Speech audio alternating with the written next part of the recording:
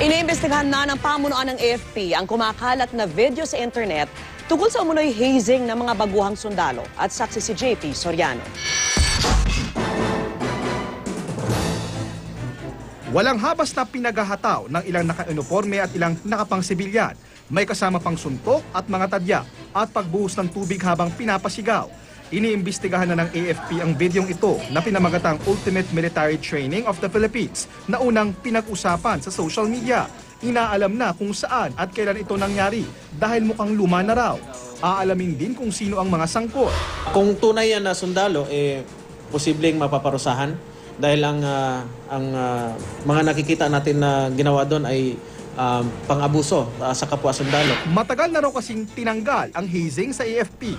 Kung may mahuli, may nagpapasaway at talagang nahuhuli sila na gumagawa pa rin sila ng ganon, na mga bad practices, ay mapaparusahan sila.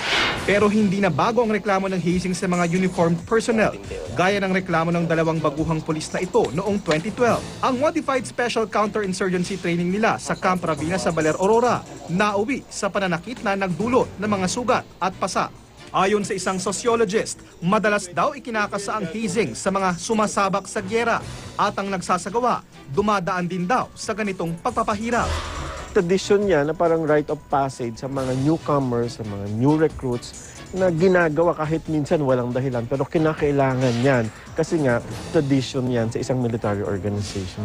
Hazing man o bahagi ng pagsasanay, mayroon din daw itong pangmatagalang epekto sa pag-iisip ng isang tao na dumaan dito. Marami yung repercussion later kaya nga nag-aamok yung mga sundalo dahil may epekto sa kanila itong mga pagpapahirap na ito.